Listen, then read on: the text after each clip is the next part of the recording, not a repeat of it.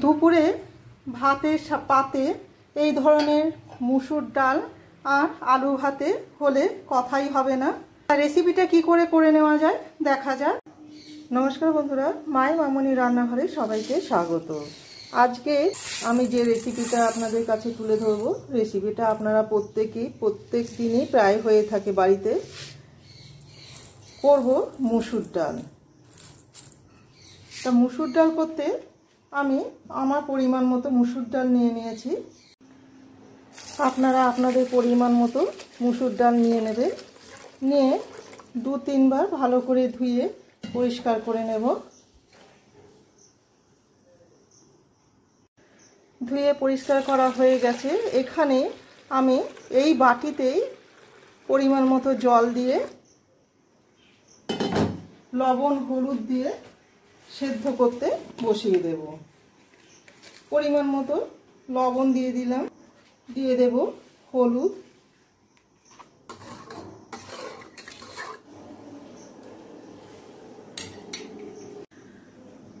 আর মুসুর ডালটা সেদ্ধ করতে বসিয়ে দিয়েছি।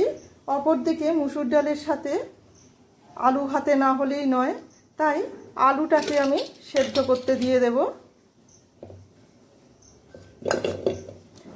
4টে আলুকে 4 ভাগ করে নিয়ে সেদ্ধ করে নিচ্ছি। সামান্য লবণ দিয়ে দিলাম।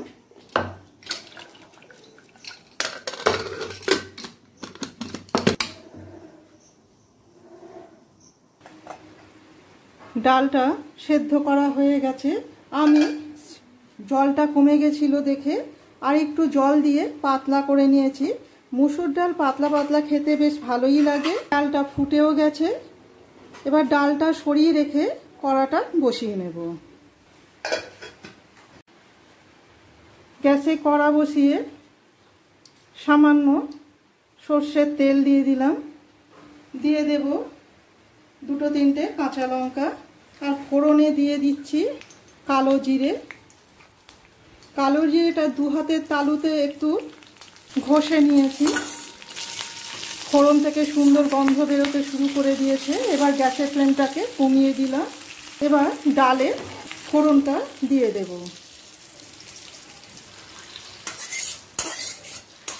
ব্যাস রেডি মুসুর ডাল। এইভাবে মুসুর ডাল করে দেখুন, খুবই ভালো লাগবে। আর ওপর থেকে দিয়ে দিচ্ছি ধনে পাতা।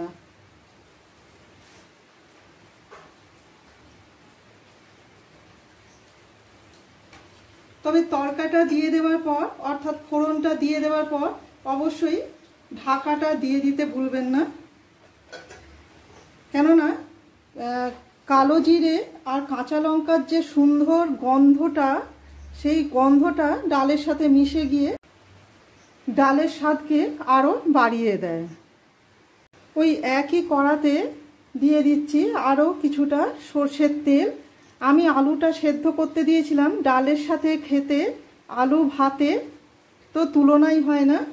তবে তেলের পরিমাণটা আপনারা একটু কমিয়ে বাড়িয়ে নিতে পারেন। আমার দেওয়াটা একটু বেশি হয়ে গেল। তেলেতেও দিয়ে দিচ্ছি একটা শুকনো লঙ্কা ফোড়ন।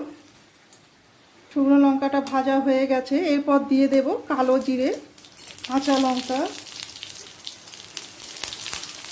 আর দিয়ে দেব মাঝারি সাইজের একটা পেঁয়াজ কুচিয়ে নিয়েছি, আর 2টো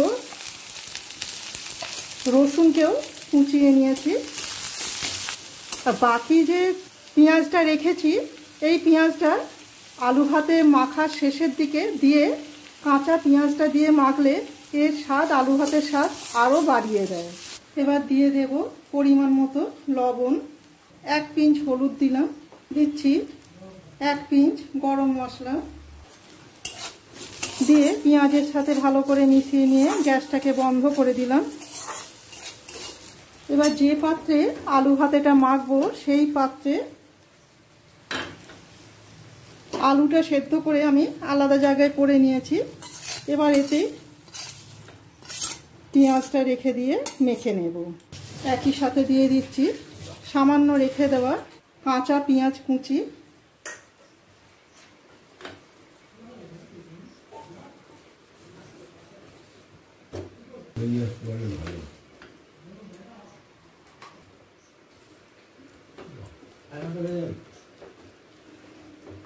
ডালের সাথে এই ধরনের আলু ভাতে পেঁয়াজ ভাজা মেখে আলু ভাতেটা ভীষণই ভালো লাগে।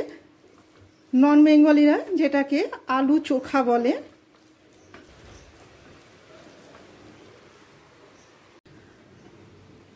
এই ধরনের মুসুর ডাল আর আলু ভাতের রেসিপিটা আপনাদের কেমন লাগলো অবশ্যই কমেন্ট করে জানাবেন।